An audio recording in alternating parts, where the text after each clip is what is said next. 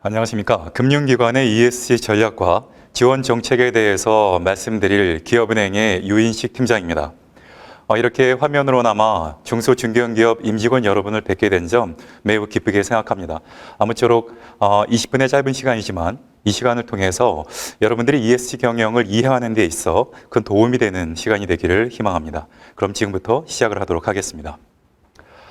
여러분, 언론에 이런 기사가 좀 났습니다. ESG 낙제 기업 사모펀드에 투자를 받지 못한다. 그리고 또 어떤 언론 기사에서는요, 국민연금이 2년 내 운용기금의 50%를 ESG에 투자하겠다. 또 어떤 언론에서는요, 은행이 환경오염 기업에는 대출을 하지 않겠다. 여신도 투자도 ESG를 중심으로 재편한다. 이런 기사들이 나는 것 같습니다. 자, 이미 많은 강의를 통해서 여러분들이 들으셨겠지만 ESG가 열풍이죠. 그런데 그 ESG 열풍의 시작은 어디에서 비롯됐을까요? 제가 금융기관에 있어서 그렇다고 생각하실 수도 있지만 ESG는 금융기관의 요구에 의해서 재점화된 경영의 패러다임이다. 저는 이렇게 정의를 합니다. 그리고 그 금융의 ESG 중심에는 녹색금융이라고 하는데요. E에 해당하는 기후금융이 있습니다. 금융기관은 ESG를 어떻게 볼까요? ESG를 보는 금융의 두 시선이 있습니다. 하나는 돈, 즉 수익으로 보는 관점이 있고요. 또 하나는 리스크, 즉 위험으로 보는 관점이 있습니다. 이 ESG라는 영역은 금융에 있어서 바로 이 두 가지 부분을 동시에 충족시킬 수 있는 특성이 있죠. 그렇다 보니 금융에게 있어서 ESG는 굉장히 중요한 이슈가 됐다고 생각을 합니다. 글로벌 금융기관에게 ESG는 이미 투자 의사결정의 핵심이 되었습니다. 많이 들으셨을 블랙록의 레리 핑크라는 회장 아시죠? 이 회장님이 작년에는 모든 전 세계 기업 CEO들한테 기후 리스크를 외면한 기업한테는 투자하지 않겠다, 이런 공개 서한을 보냈다고 합니다. 그리고 올해도 2050년 탄소 중립 계획을 공개하라. 투자 시에 이 ESG를 반영하겠다라고 또 공개 서한을 보냈다고 합니다. 전 세계 HSBC부터 많은 IB 투자 기관들이 석탄 화력을 비롯해서 고탄소의 사업에 대해서는 투자하지 않겠다라는 선언을 계속하고 있습니다. 왜 그러는 걸까요? 바로 밑에 두 개의 그래프를 보시면 이해하실 수 있을 것 같아요. 먼저 왼쪽에 있는 그래프를 보시면 일반적인 기업들의 지수와 ESG 경영을 잘하는 기업들로 묶은 ESG 지수를 한번 비교해 보았습니다. 보시는 것처럼 일반적인 기업 대비해서 ESG를 잘하는 기업으로 구성된 ESG 지수의 투자 수익률이 더 높다라는 것을 데이터로 우리가 확인할 수 있게 된 거죠.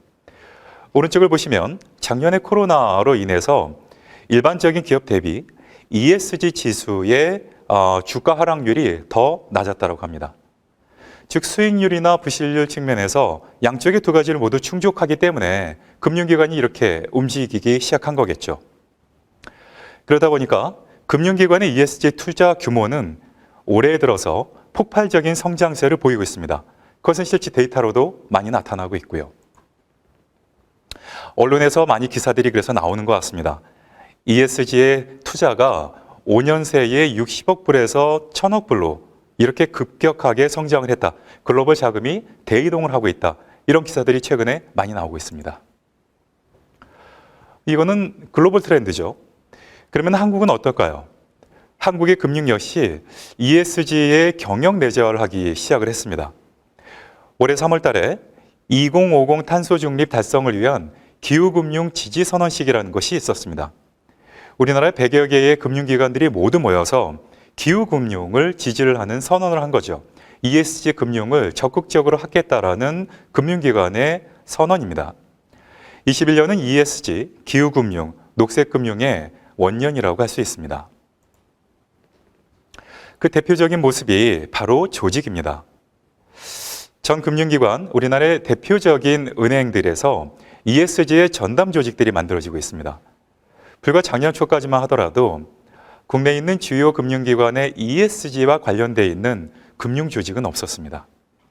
그런데 작년 말부터 해서 올해까지 여러분이 화면에 보시는 것처럼 신한, KB, 하나, 우리, 또 정책금융기관으로는 기업은행, 산업은행, 수출입은행까지 모든 금융기관의 ESG 전담 부서가 만들어졌습니다.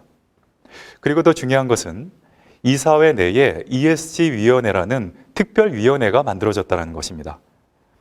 이처럼 금융기관의 거버넌스가 확립되었다는 것은 굉장히 큰 의미를 갖죠. 금융기관들이 ESG를 확실한 경영의 아젠다로 받아들이고 적극적으로 행위를 하겠다라는 그 모습이라고 이해할 수 있습니다. 자, 그러면 금융기관들만 ESG에 대해서 진행을 할까요? 금융당국도 마찬가지로 올해를 ESG와 녹색금융의 원년으로 적극적인 정책 의지를 보이고 있습니다. 화면에 보이시는 것은 금융위원회와 환경부가 2021년에 녹색금융 업무계획으로 발표한 자료입니다. 이 화면을 보시는 중소 중견기업 임직원 여러분들께서도 검색창을 통해서 검색을 해보시면 쉽게 이 업무계획을 다운을 받으실 수가 있습니다. 이 업무계획을 바탕으로 여러분이 하고 계시는 비즈니스에 연결고리가 있다면 활용하셔도 좋을 것 같은데요.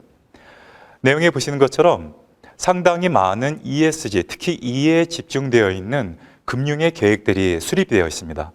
그리고 굉장히 많은 프로그램들이 올해 시작이 되었습니다. 자, 그러면 우리나라에 있는 금융이 어느 정도의 속도로 좀 가고 있는 걸까요? 오른쪽에 보시면 사실 해외에 있는 금융기관들의 경우에는 ESG의 평가관리 프로세스는 이미 10년 이전부터도 확립이 되어서 금융의 기본적인 평가 프로세스로 가지고 가고 있습니다.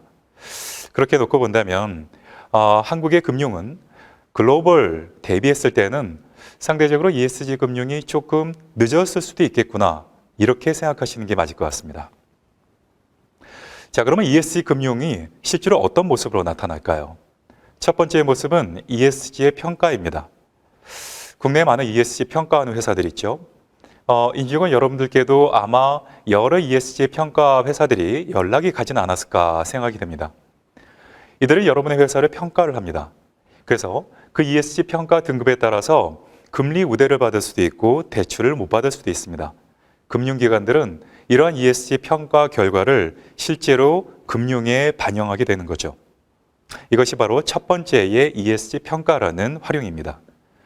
두 번째는 ESG 벤치마킹인데요.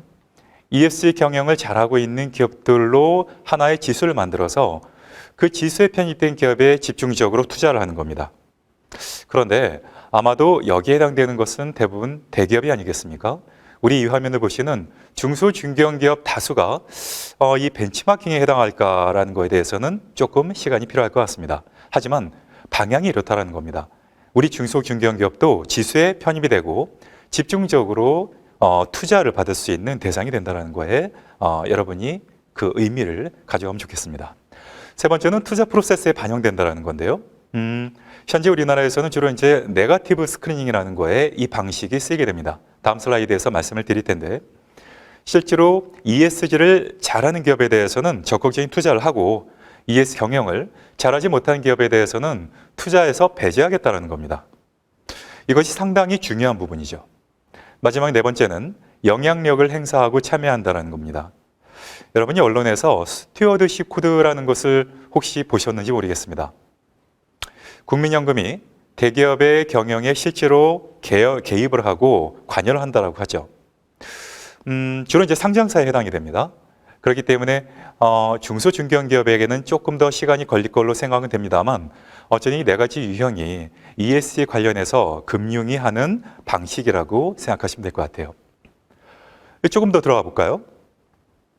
화면에 보시는 여러 가지의 방식으로 금융이 이용을 하는데, 첫 번째가 네거티브 스크리닝, 제가 조금 전에 말씀드렸죠. 대표적인 게 바로 석탄입니다. 최근에 언론에 보면은 금융기관들이 탈석탄 선언을 굉장히 많이 합니다. 우리나라에서 벌써 100개 이상의 금융기관들이 탈석탄 선언을 했다고 합니다. 이제는 석탄에 관련된 비즈니스를 영위하는 기업들한테는 투자하지 않겠다라는 거죠. 이미 해외에 있는 선진국에서는 보편적으로 일반화된 부분인데요. 이처럼 ESG의 부정적인 기업들에 대해서는 투자에서 배제를 하겠다는 겁니다. 실제로 우리나라에서도 이미 이 활동은 시작이 되었고요. 두 번째는 포지티브 스크리닝이라고 하는데요. 저는 중소중견기업 입장에서는 바로 이 부분이 더 중요하다고 생각을 합니다. ESG 경영을 잘하는 기업한테는 우대를 하겠다는 거죠. 금리를 우대하기도 하고요. 투자에 우선순위를 두겠다고 합니다. 우리 기업 입장에서는 바로 이 부분을 조금 주목할 필요가 있다고 생각합니다. 자, 이거에 대해서도 조금 이따 좀 더 상세히 말씀을 드리겠습니다. 규제 기반 스크리닝이라는 것은 이제 해외에서 이 관련되어 있는 어떤 규제가 있을 경우에는 해당이 되는 건데, 글쎄요, 요거는 조금 시간적인 거리감이 있어 보이긴 합니다. ESG 통합, 이게 요즘에 가장 또 중요한 영역으로 나오고 있습니다. 저희가 일반적으로 금융기관이 대출이나 투자를 하는 여신심사 프로세스의 그런 상황에서는 전통적인 재무 데이터를 중심으로 했죠. ESG라는 비재무 데이터가 우리 기업의 금리를 결정하거나 투자 의사결정의 핵심적인 요소가 되지는 못했습니다. 그런데 이것을 앞으로는 투자 의사결정이나 금리를 결정하는 부분에 있어서도 비재무적인 이 ESG 요소가 반영이 되게 된다는 겁니다. 앞으로는 이제 이 부분이 굉장히 보편적이고 일반적인 사항으로 반영이 될 것 같습니다. 나머지 지속가능 투자 테마의 투자나 임팩트, 이 부분은 저희 중소중견기업한테도 해당이 될 것 같습니다. 우리 중소중견기업이 ESG에 관련된 비즈니스를 영위하고 있다면 집중적인 투자를 받을 수 있게 된다는 것이죠. 자, 그렇다면 여러분, 금융기관들이 이렇게 ESG를 투자 의사결정에 반영을 한다는 것은 어디선가 이런 자금이 필요하지 않겠습니까? 그래서 ESG에 대한 자금 조달이라는 영역도 최근에 많이 각광받고 있습니다. 그리고 국내에서도 굉장히 급성장을 하고 있는데요.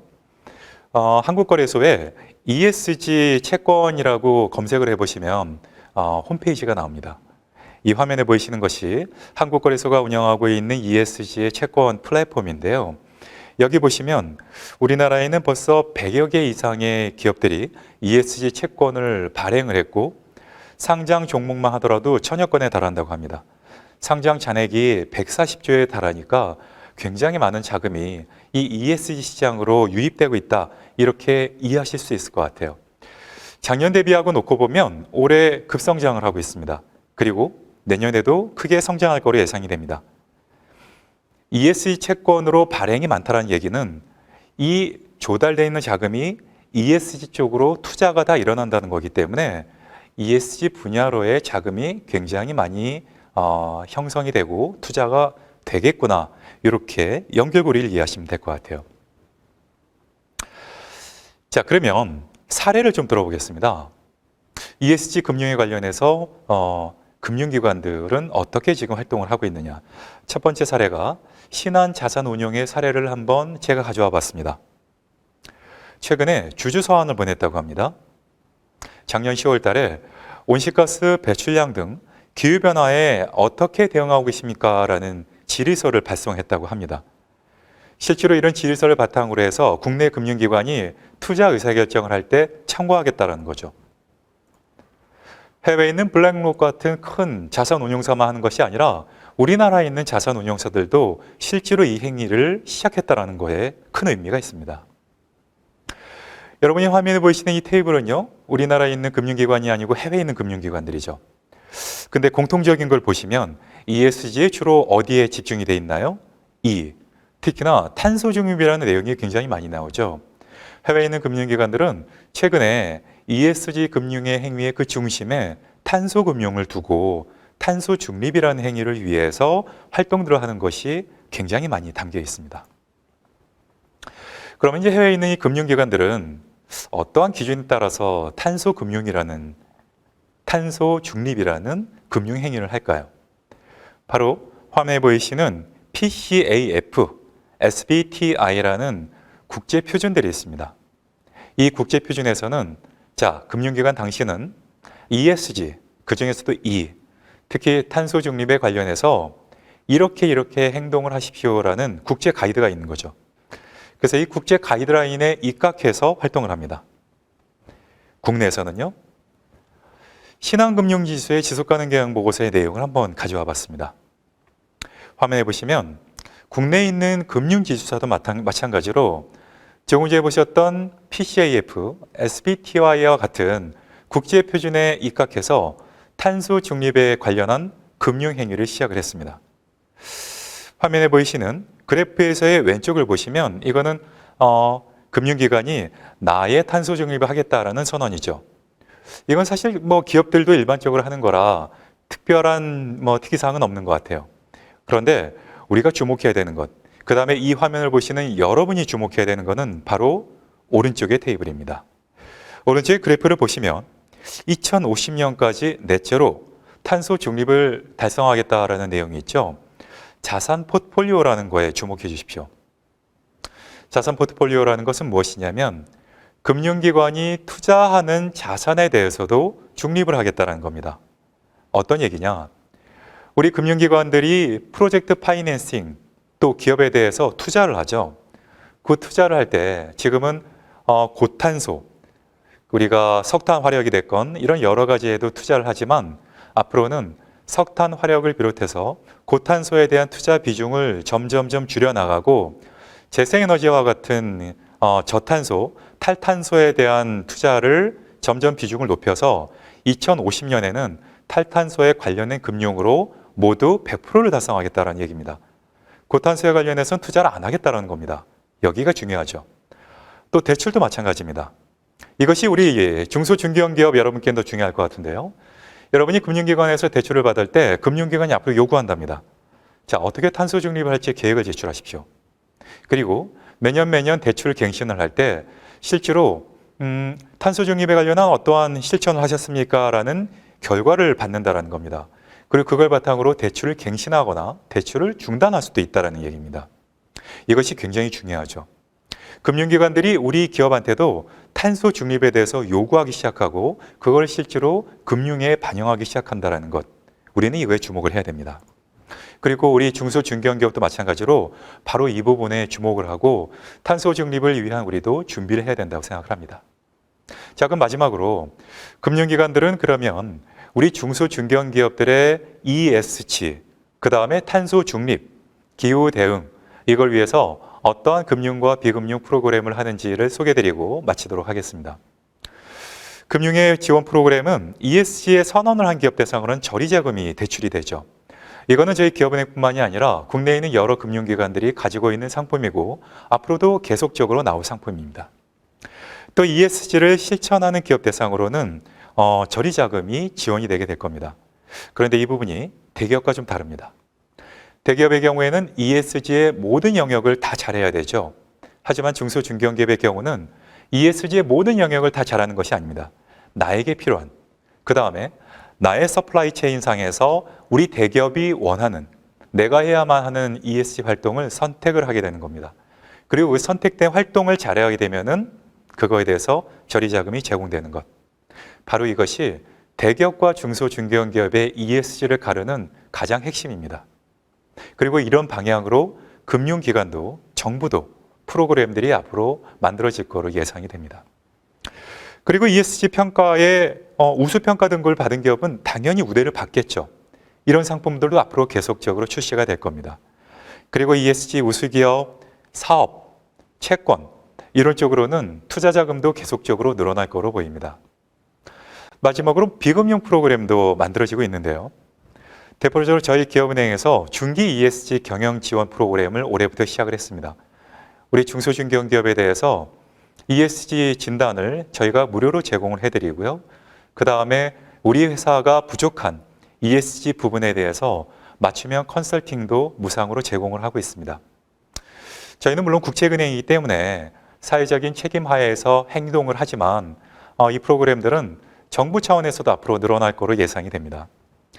중소기업 대상으로 한 ESG 경영 컨설팅이라든지 중소기업을 대상으로 해서 ESG 가이드라인, 그 다음에 오늘 이 자료와 같은 교육 프로그램도 금융기관도 계속적으로 만들어내고 여러분께 제공할 계획입니다.